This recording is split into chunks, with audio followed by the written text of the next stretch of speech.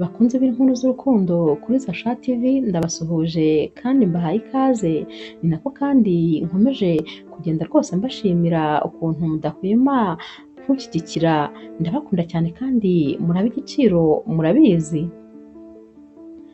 Inkuru yacu y'urukundo y'uyu munsi rero tuyitangiranye na Natasha ari guhamagara umugabo we Jonathan wari umaze iminsi mikeya agiye mu ruzinduko rw'akazi mu yindi ntara. Aramuhamagara akamubwira ati sheri umeze neza, ati wagezeyo amahoro? Jonathan ati yego rwose meze neza nta kibazo. Ati none se wowe waba wabashije kujya kureba mama wawe nk'uko wabiteguraga? Natasha ati yego rwose ubu ndi gusohoka mu rugo njya kumureba. Ati nzamarayo icyumweru. Jonathan ati icyumweru cyose? Ati ni cyinshi. Ati rwose waba ukomeje gutindayo? Natasha ati none se sheri ntabwo ubizi yuko ndi muri konje? Ati nagira ngo rwose marane iminsi na mama kuko ntabwo ameze neza. Ati ikindi kandi nawe ntuhari. Ati irungu ryenda kuntsinda hano neza neza. Jonathan ati hoya hanshigaje kuhaba iminsi 3 gusa maze nkagaruka, nta kibazo rwose mbabarira ahubwo uzabanguke. Natasha rero ahita abwira Jonathan ati niba uko bimeze noneho nanjye reka mareyo iminsi 3 maze twese tuzagaruke duhurire hano kuko rwose urabizi nanjye simba nshaka kukuba kure, ndagukunda cyane cyane kandi nawe urabizi. Jonathan ahita amubwira ati nanjye ndagukunda mukunzi. Hagati aho ariko Jonathan uri kuvuga ibi aba rwose yibereye kumwe na Isabelle. Isabelle rero ni umukobwa w'inshuti magara ya Natasha. Baba rero ariwe bibereye kumwe muri hoteli, uko aba yaravuze ko rwose yagiye mu ntara nta nubwo aba yararenze mu birometero 2 aho hantu baba batuye. Aba yibereye muri hoteli yibereye kumwe n'uyu mukobwa witwa Isabelle. Ubwo Jonathan aba ari kuri telefone, Isabelle nawe ari kumukorakora rwose yamutesheje umutwe, ari nako amusamagura. Jonathan agata umutwe akamwigizaho ariko uyu mukobwa ntamureke. Basezeranaho rero maze Natasha akagenda. Jonathan ahita yishima cyane maze agahita avuza akaruru ati wow, ati sheri wabyumvise se ko madamu wanjye agiye? Ati ubu noneho twajya iwanjye maze tukisanzura. Isabelle ati wimbeshya, urumva twajya mu rugo rwa madamu wawe? Ubwo noneho ntitwaba dukoze amakosa arenze. Jonathan ati humura, ntiwabyumvise se ko nzagaruka nyuma y'iminsi 3? Turahamara iminsi 2 noneho uhita ugenda, ubwo azagaruka asanga waramaze kugenda nta kibazo. Isabelle abwira Jonathan ati ni ukuri ntakubeshye ndumva ibintu biteye ubwoba kuko birimo no kurengera kwinshi. Jonathan ati twagiye ariko sheri nawe. Ati reka ahubwo tujye kurya sho. Ati nawe ntukazana ibintu by'ubwoba. Bahita babyumvikana rero maze bakitegura bagahita baza mu rugo kwa Jonathan. Bahita bagerayo rero maze bagahita bajya mu cyumba, gahunda rwose zigatangira bakigira mu rukundo, ibintu bikagera kure.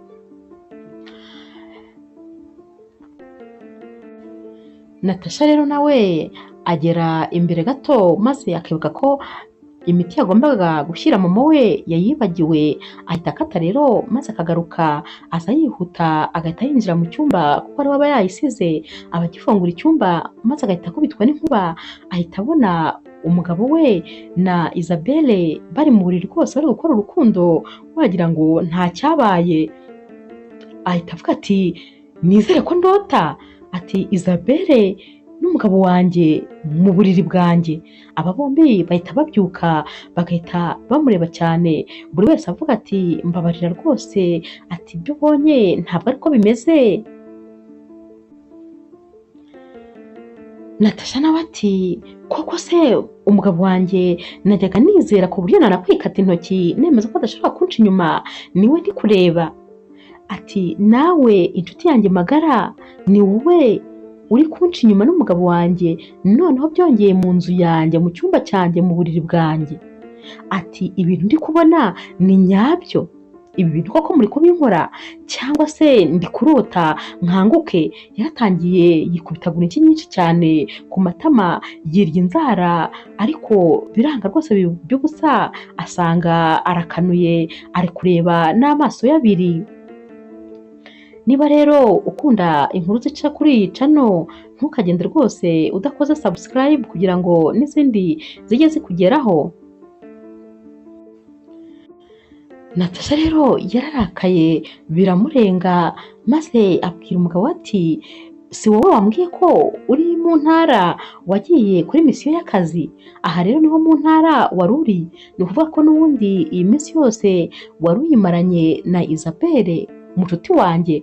Umujinya rero wamunaniye kuwukontorora, maze ahita agenda yihuta ajya mu gikoni, ahita azana icyuma kinini koko gityaye, maze araza abahagarara imbere. Ubwo ariko babona asohotse bagahita bambara vuba vuba, maze Jonathan akabwira Isabelle ati ambara vuba vuba maze ugende. Isabelle we aba rwose yabuze aho ashinga ibirenge, ari aho ari kubyina ati mana nyagasani, none ibi bintu ninjiyemo ndabikizwa n'iki? Ati kandi ni wowe rwose Jonathan wabinzanyemo, nari nakomeje nguhakanira ariko urananira. Ubwo niko ari kwambara vuba vuba atoragura ibintu bye ajya kwambara inkweto, maze Jonathan ati nta soni, ubu rero urabona ari umwanya wo kwambara inkweto, fata mu ntoki vuba wihute mvi imbere. Ubwo Isabelle ajya gusohoka, agahita rero akubitana na Natasha azanye icyuma rwose gityaye, maze Isabelle agahita asubira inyuma yiruka, ariko anamubwira ati mbabarira rwose Isabelle, mbabarira. Maze Isabelle ati nkubabarire, urumva rero mukwiye imbabazi? Jonathan ati ni ukuri mugore mwiza ndakwinginze mbabarira, ibi rwose ni imirimo ya shitani, ni shitani yadushutse. Maze Isabelle ati niyo yagutegetse rero kujya mu buriri ukaryamana n'inshuti yanjye magara? Isabelle nawe ati ni ukuri tubabarire, ni ukuri. Ati wowe nta soni? Ati wowe sinshaka no kukumva, kubera ko kukubona mu buriri bwanjye ntabwo rwose nabikubabarira n'umunsi n'umwe. Ati ahubwo nimwitoremo uwo ngiye kubanza gukatakata kano kanya, kuko rwose ndabahinduramo uduceceti.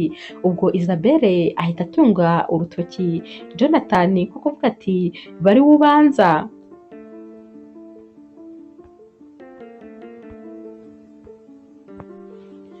Natasha rero abwira Isabelle ati n'ukuntu kose nakwizeraga, ntabwo rwose nari nzi ko wankora ibi bintu. Isabelle rero nawe ahita arakara, maze agahita abwira Natasha atumva nkubwire, ati ndanakwiyamye, ati wikomeza rwose kunshinja aya makosa, ati ibi byose ni wowe wabiteye, urabizi ko ari wowe watumye njye n'umugabo wawe rwose dukora ibi ngibi, ni wowe wabidushoyemo, wikomeza rero kunshinja aya makosa yawe. Maze Natasha nawe ahita arakara ati koko ibintu wakoze utangiye kubishyira ku mutwe, ni njyewe uratumye ujya kuryamana n'umugabo wanjye? Isabelle ati cyane rwose, urabizi neza kandi ko ari wowe watumye ibi byose biba. Ubwo rero Natasha ahita atangira kwibuka uko ibi byose biba byaratangiye. Umunsi umwe rero mu gihe cyashize, Isabelle na Natasha baba bari bicaye bari kuganira, maze Isabelle agahita abwira Natasha agahita abwira Isabelle ati ndashaka kugusaba serivisi. Maze Isabelle ati yihe se kandi? Natasha ati ndashaka ko rwose ukurura umugabo wanjye ukamutereta rwose, ukamwikururiraho ku buryo tutangira kumutestinga. Maze Isabelle ati wasaze se? Ati ko nta nzoga wanyweye waba wasinze iki? Ati none se ibintu uri kuvuga ubwonko bwawe buri gukora neza? Ahita aseka ati ndakuzi burage zawe, ati ariko ni ukuri izo ntabwo ari inkuru rwose zo guteramo burage. Natasha ahita amubwira ati hoya ntabwo ari burage, ndakomeje rwose, ndi seriyeze, ndashaka ko utangira kwikundisha ku mugabo wanjye kandi rwose ukabikora ubishyizemo imbaraga. Isabelle noneho ahita yumva ibintu bikomeye, maze agahaguruka ku buriri aho bari bicaye ati mbabarira, ibyo bintu sinshaka kubyumva, ntabwo nkeneye kubyumva. Maze Natasha agahita amukurura akongera akamwicaza aticara nkubwire umupango wose ukuntu uteye. Natasha rero abwira Isabelle ati ntabwo rwose nshaka kukubwira ngo uzaryamane n'umugabo wanjye, ati hoya, ati ndashaka ko uzamwikundishaho gusa ariko ntimuzaryamane. Maze Isabelle ati none se nabinsaba nyuma nansaba ko turyamana bizagenda bite? Natasha ati uzamuhakanira, ntabwo rwose uzabura impamvu umuha ariko ukamuhakanira. Isabelle ahita amusubira mu kanwa ati nta soni, ati wakumva wivugisha ngo nyanyanyanyanya, ati mva, ati ibintu uri kuvuga ntabyo uzi. Isabelle nawe aba yatangiye kurakara, aba yumva rwose ibitekerezo umushuti we noneho ari kumuha yarengereye bikabije. Natasha ati nta kibazo, nyamara wowe binyemerere kandi ndabizi neza ko bitazanagera aho kuryamana, ikindi kandi umugabo wanjye rwose nta nubwo erega yabikora, ni uko gusa ngira ngo mwizere 100%, ariko ubundi ndabizi neza ko atabikora. Natasha akomeza abwira Isabelle ati ndashaka kureba umugabo wanjye aramutse ageze muri iyo situation uko yabyitwaramo. Maze Isabelle ati ntabwo rwose ibyo bintu nshobora kubikora, ati impamvu ntashobora kubikora rero ni izi ngizi, ati abagabo baroroha cyane, ikindi bameze rwose nk'ibyatsi byumye, ushobora kuba uzi ngo ni ukumutestinga ariko nyamara ugasanga ni umuriro uri kwegereza bya byatsi, ati bigahita byaka, ati rwose ibi bintu njye ntabwo nabikora kuko ndi kubyumva ko atari ibintu byoroshye. Natasha ati oya yewe nta kibazo, ati uzi ko njyewe ari nkanjye ubisabye nabigukorera, ati nabigukorera nta kibazo. Maze Isabelle ati njye sinabigusaba kuko rwose ndabizi ko ntabikora, ati ushobora kwibwira ngo urashaka gutestinga umuntu ugahita usanga ahubwo ni wowe wiyangirije umubano mwari mufite, ati ni ukuri abagabo baroroshye ku buryo ushobora kugenda ugiye kumutestinga ariko ugahita usanga rwose bibaye ibindi bindi, ananiwe kwikura muri iyo situation, ati ubwo se koko si wowe waba ubyikoreye? Natasha rero yanze kuva ku izima, akomeza kwinginga Isabelle ati mbabarira rwose ubimfashemo. Bigeze aho Isabelle kuko yari inshuti ya Natasha cyane arabimwemerera, aramubwira ati nta kibazo nzabigufashamo, ati ariko sinumva rwose inyungu bifitemo kubera ko umugabo wawe aragukunda, urabizi nawe, kandi ikindi arakubaha, arakwizera nawe kandi uramwizera, ntabwo rwose ndi kumva inyungu waba ufite muri ibi bintu.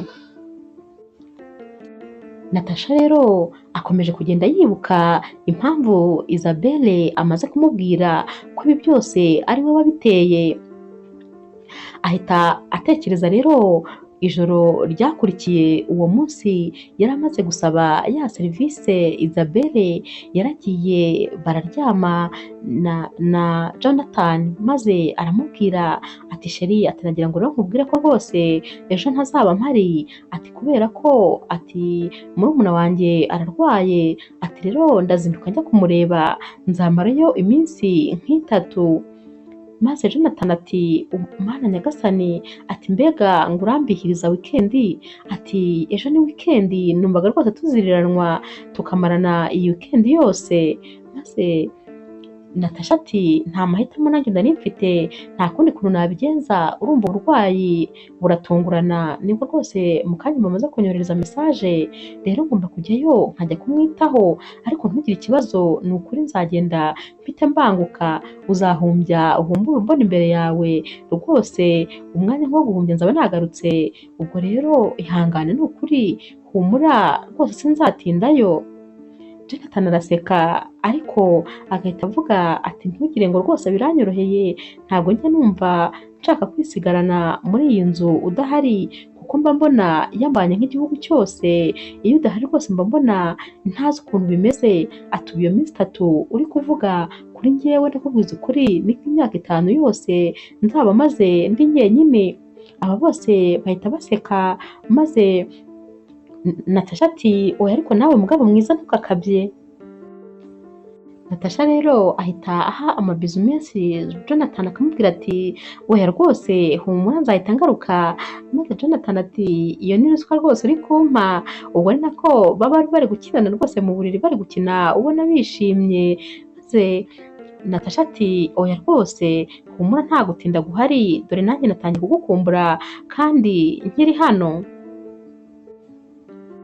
Buracya mu gitondo rero maze Natasha akitegura agafata akavarize ke, ubwo Jonathan nawe arakamutwaza bagera muri salo umuntu akaba arakomanze, maze Natasha akajya gufungura ahita asanga ari Isabelle, agahita amusuhuza ati ni karibu, ahita aza rero akabwira Isabelle ati uyu ni umugabo wanjye, ati ndamukunda cyane, agahita abwira umugabo we ati uyu nawe ni Isabelle inshuti yanjye magara, umugabo ati nsanzwe muzi ariko ati inshuti yawe uhora uyimbwira nari nsanzwe nyizi.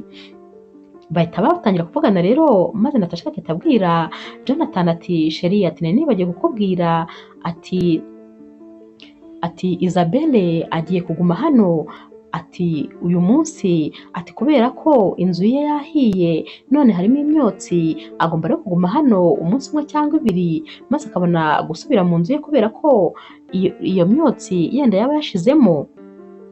Jonathan ahita atangara ati inshuti yawe igume hano kandi udahari, maze Natasha ati yego rwose nta yandi mahitamo urumva ko ataguma muri iyo myotsi kandi nta handi ho kujya afite, mwagumana rero nta kibazo. Jonathan ahita amubwira ati yego nta kibazo ati nahagume, maze Natasha agahita abwira Isabelle ati ubwo rero ngewe ndagiye ati ariko ntugire ikibazo umugabo wanjye rwose arakwitaho araguha keya, ntugire ikibazo buri cyo ukenera cyose ukimubwire ati ngaho nimusigare amahoro. Basezeranaho rero maze Isabelle agahita ajya mu cyumba baba bamweretse. Jonathan na Natasha rero bagera hanze maze Jonathan agahita ahinduka akabaza Natasha ati sheri mbabarira unsobanurire neza ati ibi nturi kumbwira ni ibiki, ati uratekereza ndi bukore iki koko nsigaranye n'umuntu mukuru mu nzu kandi w'igitsina gitandukanye n'icyanjye, ati urumva ibyo bintu koko ukoze ari byo? Ubwo Natasha ahita amubwira ati oya ariko sheri ibyo ntitwabivuganyeho se, ati uyu ni inshuti yanjye nta kibazo, arasetsa kandi cyane araza kugutera story rwose wishime. Maze Jonathan ati kuki rwose utamukodeshereje hoteli ko byari koroha kurushaho? Natasha ati se wibagiwe ko dufite ibyumba bitatu byose bipfa ubusa, ni gute nari gukodeshereza umuntu hoteli kandi dufite inzu itarimo abantu? Kuko inshuti yanjye yagombaga kuza ikaruhukira hano. Jonathan abura uko abigenza akamubwira ati nta kibazo ati ngaho basi reka ngutware nkugeze kuri aeroport, maze Natasha agahita amubwira ati oya ntabwo ari ngombwa, ati wibagiwe se ko ufite umushyitsi mu nzu ugomba kwitaho, ati reka ngende ngewe nta kibazo ndatega taxi ingezeyo ahubwo genda urebe umushyitsi. Barahoberana rero maze bagasomana. Jonathan akamubwira ati genda amahoro mukunzi ariko ntakubeshya rwose ndumva ntangiye kukwikumburira. Natasha nawe ati nanjye nuko nukuri ndagukumbuye. Niba ari ubwa mbere ugeze kuri Zasha TV kora subscribe izi nkuru zijye zikugeraho mu ba mbere. Ikindi kandi rwose ibintu biri muri iyi nkuru ntihazagire umuntu n'umwe ureba Zasha TV rwose bizabaho, uramenye ntuzigere na rimwe ushaka kugerageza umukunzi wawe, icyizere ni ngombwa rwose utazamugerageza maze ugahita umubura kandi ari wowe umwitangiye. Izi nkuru rwose zijya zibabera amasomo. Dukomeje n'inkuru yacu rero, ubwo Jonathan asubira mu nzu maze agahita asanga Isabelle kuri bariko, ahita agenda akamubwira ati ni karibu rero wisanzure hano mu rugo iwacu. Ku mugoroba haragera rero maze Isabelle akajya mu gikoni agategura. Jonathan araza agafata amafunguro maze akabwira Isabelle ati uzi guteka neza cyane amafunguro yawe araryoshye, ati mbwiza ukuri guteka wabyigiye hehe?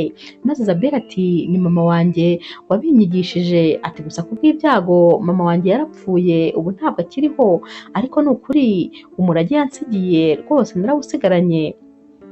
Jonathan ahita amubwira ati biratangaje, ati najyaga nkureba rwose sinkubonemo umukobwa waba uzi gukora imirimo yo mu rugo bigeze aha ngaha, ati najyaga mbona uri ba bakobwa bikundira kwisohokera no kuryoshya n'ibindi, ntabwo rero nari nzi ko rwose n'ibi byose ubizi.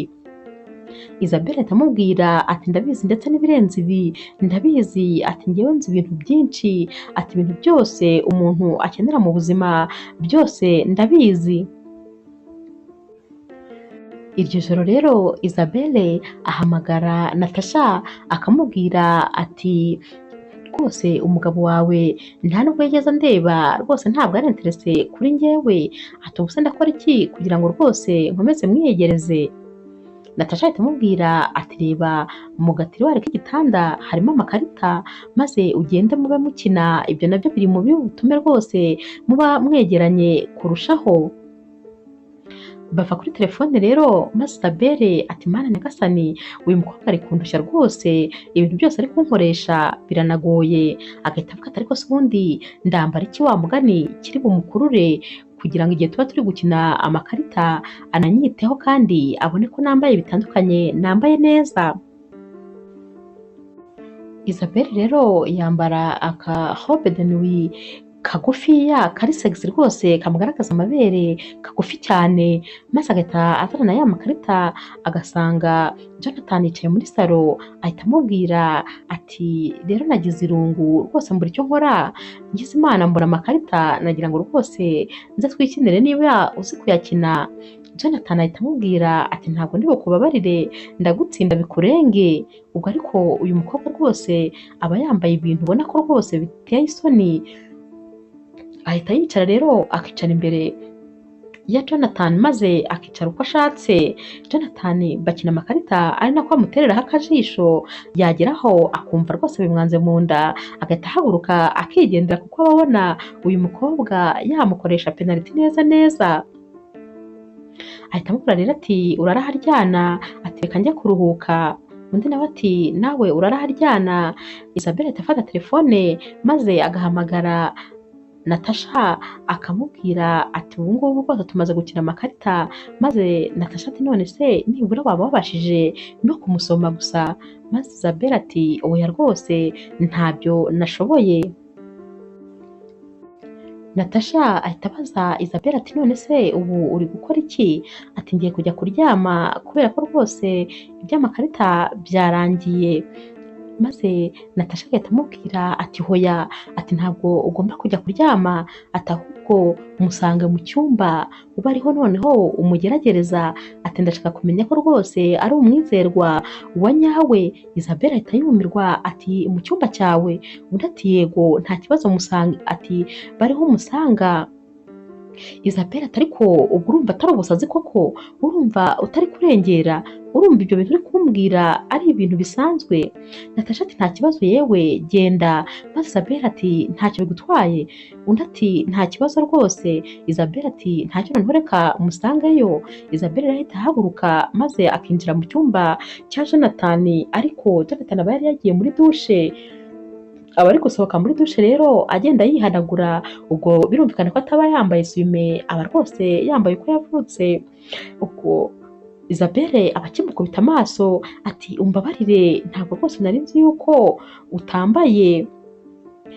Maze Jonathan ati ati ntabyo wari ubuzi, ati nta kibazo, ati njira. Arinjira rero maze Jonathan agahita yegekaho icyumba, agahita amukurura, bagahita batangira gusomana, bagahita bajya mu buriri rwose, gahunda zose zigahita zirangira. Ubwo rero Isabelle ahita abwira Natasha ati nuko rero ibyo bintu byose byatangiye twibukiranya kandi ko iki gihe baba bari kwibuka impamvu Isabelle yabwiye Natasha ko ari we watumye rwose aryamana n'umugabo we. Ubwo Natasha rero Isabelle aba arangije kuvuga inkuru z'uko byatangiye, maze agahita abwira Natasha ati nuku byatangiye, ati n'uyu munsi twatangiye rwose kugenda turyamana, gusa sinabikubwira, ati ariko ni wowe rwose watumye ndyamana n'umugabo wawe, ni wowe wamukize mu maboko. Natasha rero uba warakaye cyane afite n'icyuma rwose, yarakariye aba babiri abasanze mu buriri bwe, ahita abwira Isabelle ati none se kubera iki icyo gihe wamusangaga mu cyumba yambaye ubusa, kuki utahise ugenda? Maze Isabelle ati nanjye ndi umuntu kandi nkoze mu nyama n'amaraso, ati nkimukubita amaso ntakubeshye imbaraga zo kuhava zarananiye, birangira rero ari uko bigenze. Ubwo noneho bari kuvuga ibyo maze Natasha akenda akiyahura, ati ceceka, funga uwo munwa wawe, sinkeneye kumva ibintu bikomeza kuwusohokamo.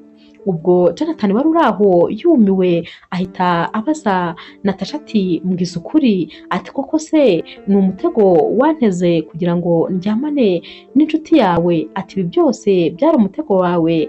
Maze Natasha ati yego rwose byari umutego kandi wawuguyemo ndetse unawuheramo.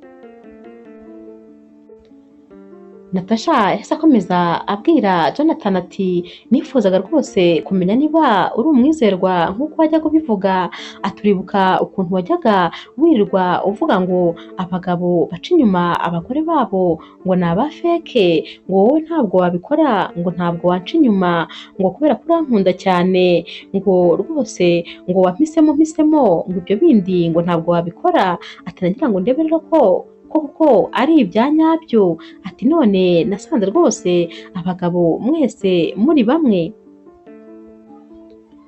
Jonathan yahise abwira Natasha ati burya rero rwose umuntu wese ni umuntu, ati ntakubeshye ntabwo rwose ngiye nkoza mu byuma, ati mfite umubiri, ati kandi ndi umugabo, ati rero ibintu wakoze rwose byari amakosa, ati kubera ko umuntu ntabwo yakuza imbere bikarinda nubwo akugerera mu cyumba ngo rwose ukomeze ubyihanganire, ati nanjye ndi umuntu ntabwo ndi marayika, ntabwo wagombaga kunkora ibi bintu.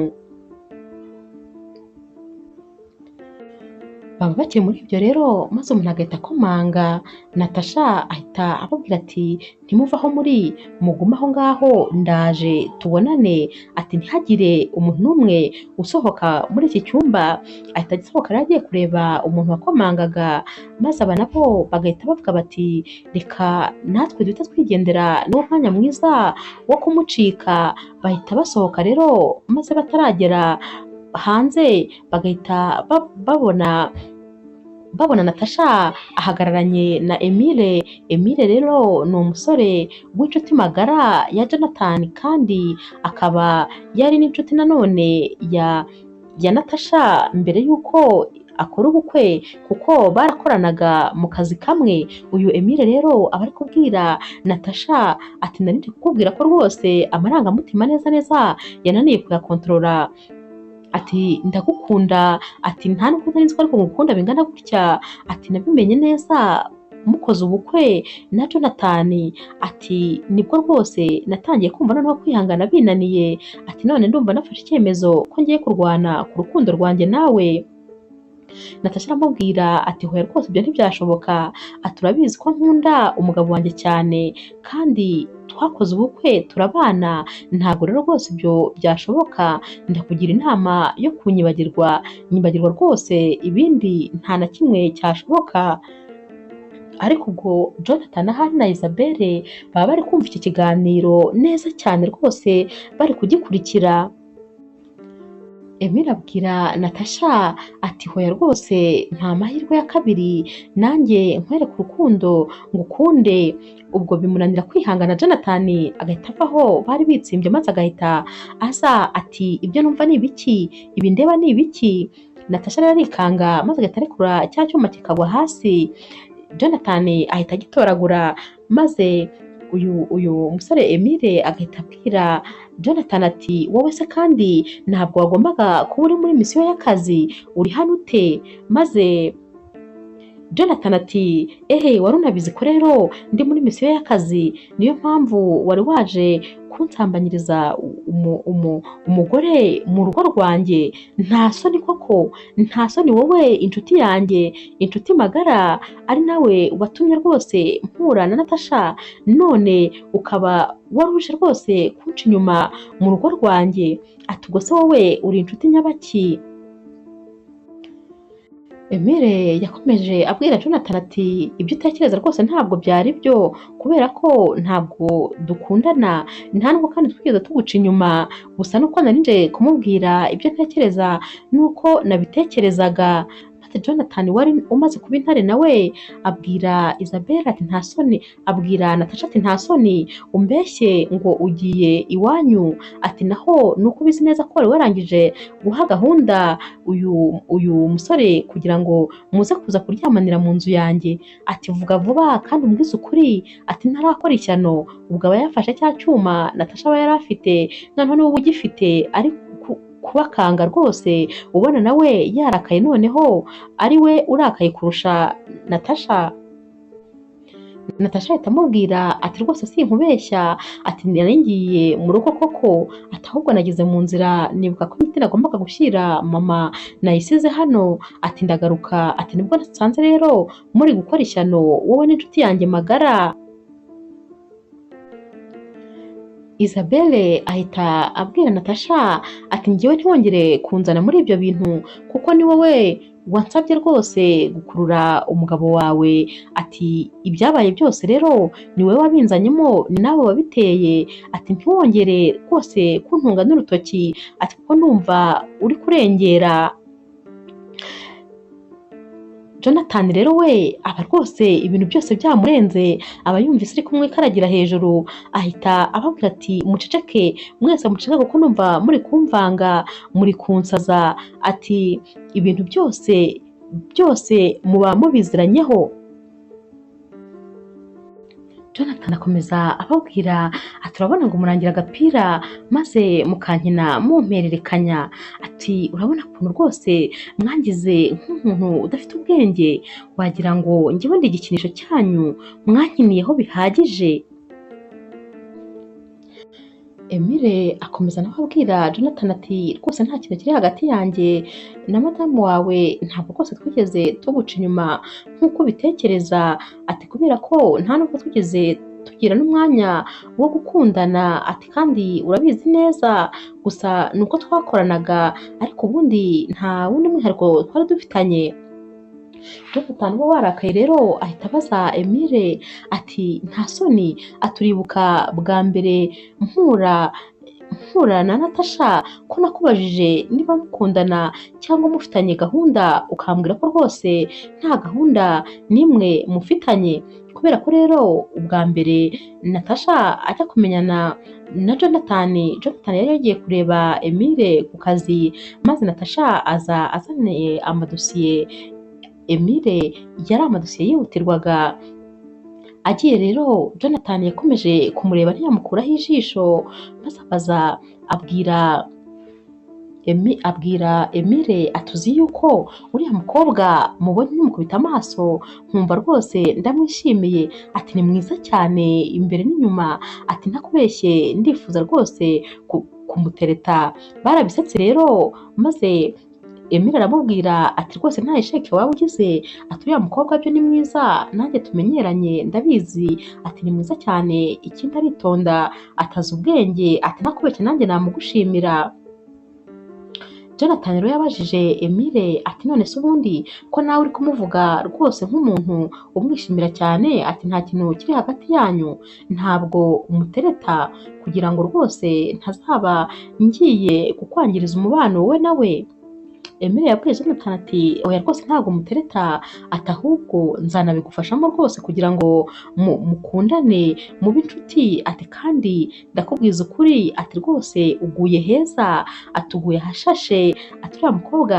ndamugushimiye ubwo rero Jonathan yari ari kwibutsa Emile ko rwose ari nk'aho ari we wabahuje kandi akamubwira ko badateretana habe na mba none akaba amusanze mu rugo rwe yaje kumuca inyuma n'umugore we yahise amubwira ati none se uko ko warindiriye iki gihe cyose kugira ngo tubanze tubane ubone kuza kunsenyera urugo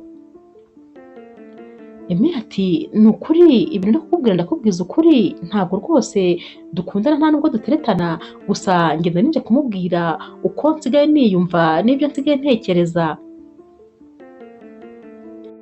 gusa ariko Emile yabwiye Jonathan ati rwose sinaguhisha ko umugore wawe mukunda?"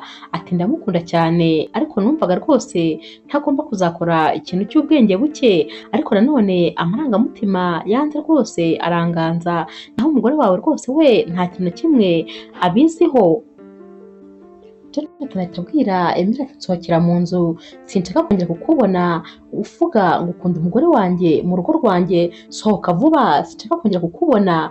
Ubwo rero Jonathan byari byamurenze kubera ko ibintu byose byari biri kumubaho byose madamu we yari abifitemo uruhare, nko kuba rwose yari yaryamanye n'uyu mukobwa w'inshuti ya madamu we, urumva ko ni madamu we rwose wari wamumwoherejeho, ni we wari wabigizemo uruhare, none yari amaze kubona ko n'umuntu wabahuje nawe rwose amuteretera umugore, yahise yumva isi rwose imwikaragiye hejuru, maze yicara hasi abura icyo gukora, ananirwa gutekereza, yumvaga atazi aho ari.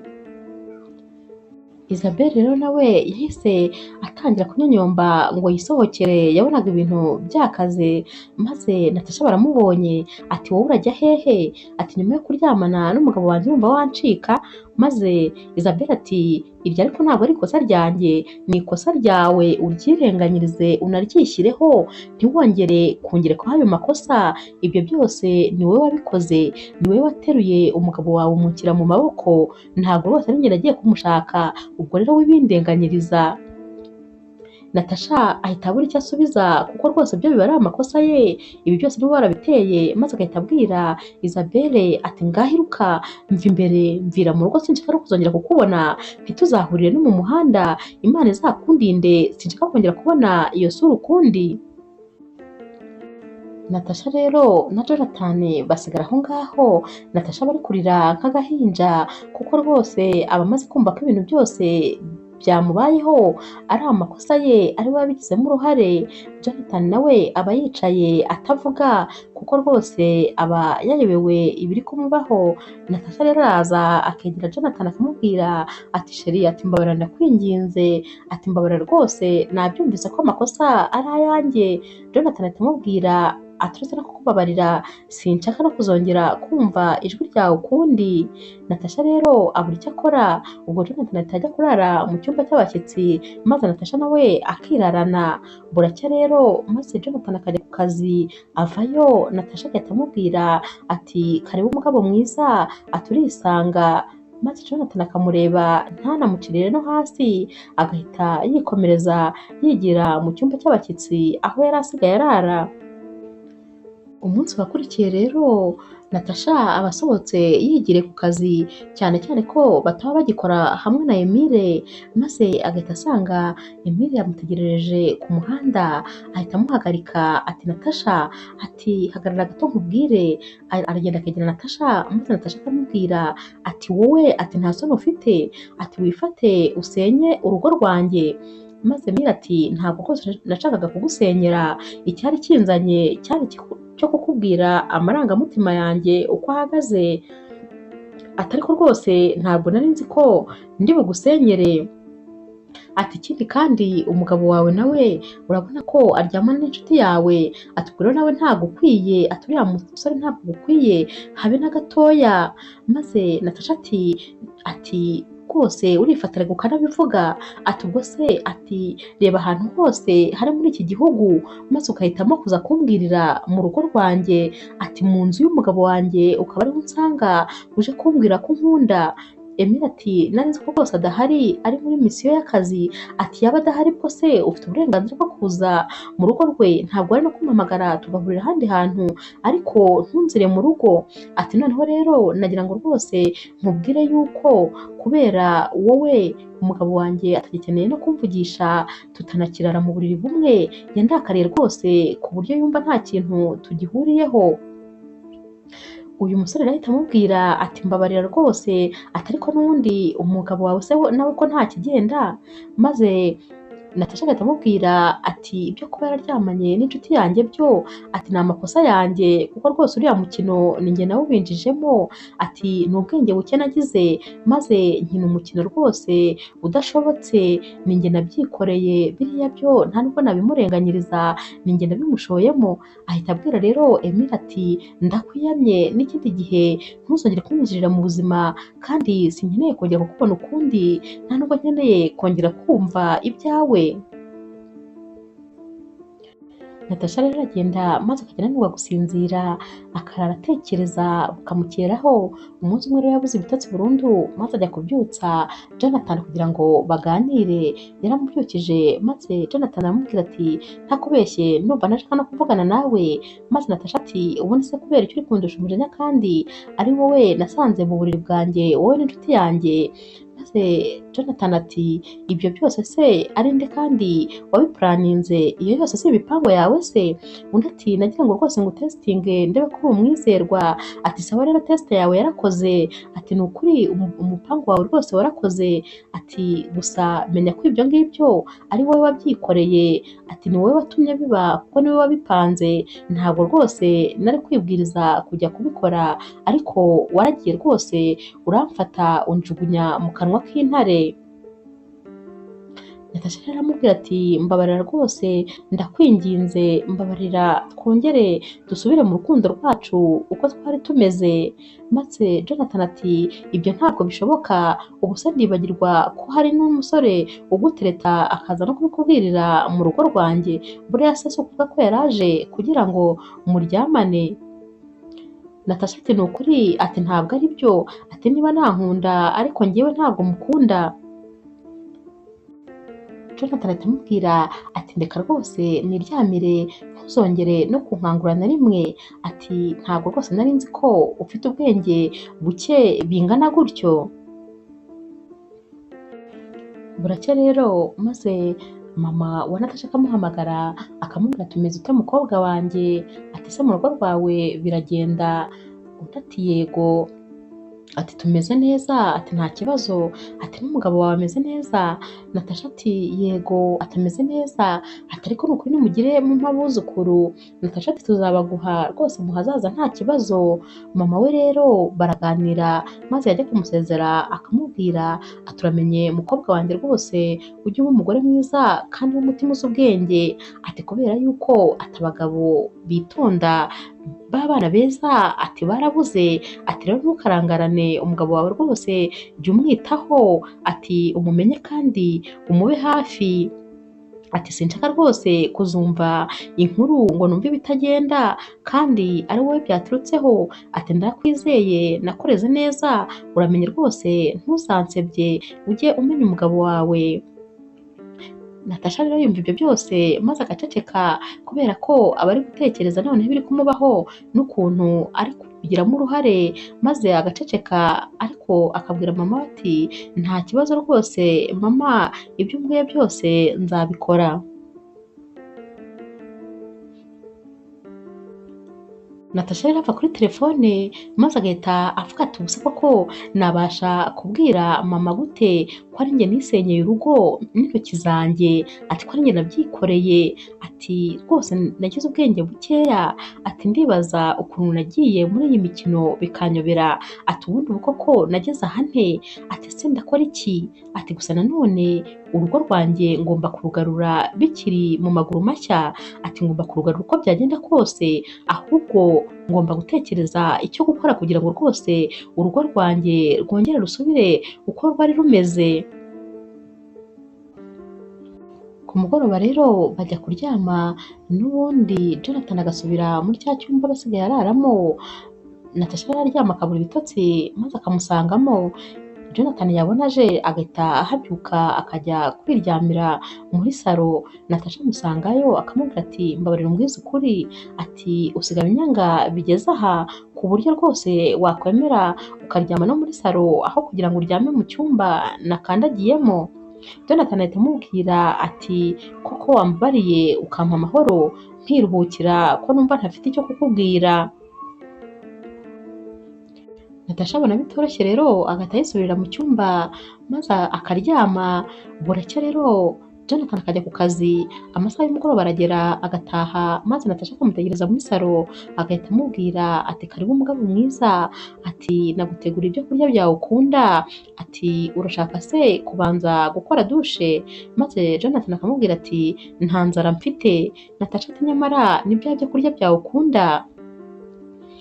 Jonathan ahita arakara maze agahita yimyoza, agahita amucaho akigendera. Natasha asigara ahagaze yivugana wenyine, agahita avuga ati ni ukuri, ati ibintu aho bigeze ndabona kubigarura bigoye, ati nabyitaga imikino, ati none rwose reba aho bingejeje.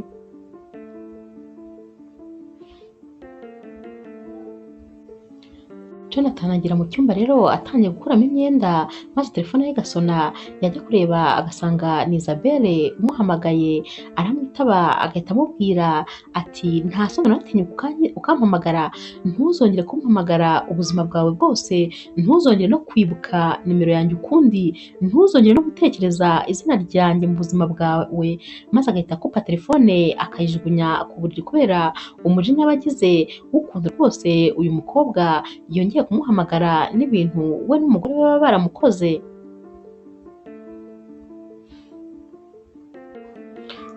Buracya rero maze Isabelle akaza gusaba imbabazi Natasha, araza maze Natasha yarakimukubita amaso, agahita amubwira ati nkawe ukandagiye mu nzu yanjye ute rwose n'iyo myanda y'ibirenge byawe? Isabelle ati nari nje kugusaba imbabazi. Undi ati nta soni.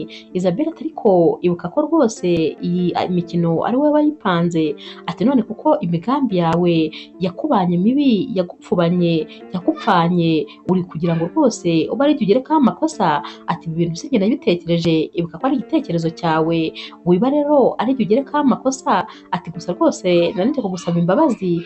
Isabelle ahita amufata, Natasha ahita afata Isabelle akamusunika hanze, maze agahita akubitaho urugi. Kubera rero ukuntu Natasha aba yongeye kubabara, ahita afata ibintu byose byo muri salo byose akabimenagura, imisego yose akajugunyanga, aba afite umujinya rwose utagira uko ungana. Ku rundi ruhande ariko Jonathan asohokera muri bare, maze Emile akamusangayo aramusuhuza. Jonathan akanga kumukora mu ntoki, ati genda wowe wari witwaga nkaho uri inshuti yanjye, ariko nasanze uri umuhemu. Maze Emile ati ariko nawe uri umunyamafuti, urifata ugaca umugore wawe inyuma, noneho mu buriri bwe mu cyumba cye, ati ibyo bintu urumva hari umugore wabyihanganira n'umwe? Ati gusa icyo nagira ngo nkubwire ni kimwe, nuramuka utandukanye n'umugore wawe uzamenye ko ari ikosa ukoze mu buzima kandi uzahora wicuza, ntuzakore rwose iryo kosa ndakwinginze. Ubwo ariko Jonathan we aba yarakaye, aba ari kumubwira ati mva imbere gira vuba. Emile ati ibyo nkubwiye ubitekerezeho, nuramuka utandukanye n'umugore wawe uzamenye ko ari ryo kosa mu buzima bwawe ukoze kandi utazabasha kubigarura. Jonathan rero ahita abwira Emile ati singushaka imbere yanjye, maze Emile agahita yigendera. Noneho Jonathan ahita atangira kunywa rwose nkaho ari ugusuka amazi, aba ari kugotomera ayimara bongera bamuha indi. Ataha rero yasinze cyane, maze akagenda agahita yiryamira mu ntebe agasinziriramo. Natasha rero ategereza ko umugabo waza agaheba, akajya kureba muri cya cyumba yararagamo agasanga ntawe urimo, aza muri salo maze agasanga umugabo we yasinziriyemo kandi yasinziriye nabi rwose, ashobora kuba ari kuvunika. Natasha ahita agenda akazana imisego mu cyumba akamusegura neza, akamuryamisha neza, akazana na kuvureri maze akamworosa.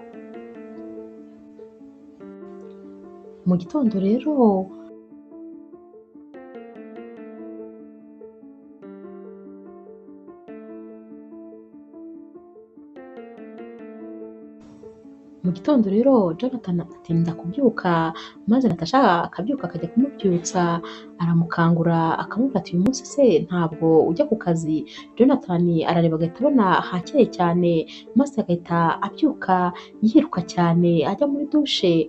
ariko agerayo agahita yibuka ibintu Emile yamubwiye ejo, ati nyamara wasuzuguye umugore wawe urakabya kugeza aho uzana umucuti we mu buriri bwe, ati nimutandukana kandi uzamenye ko ukoze ikosa mu buzima bwawe.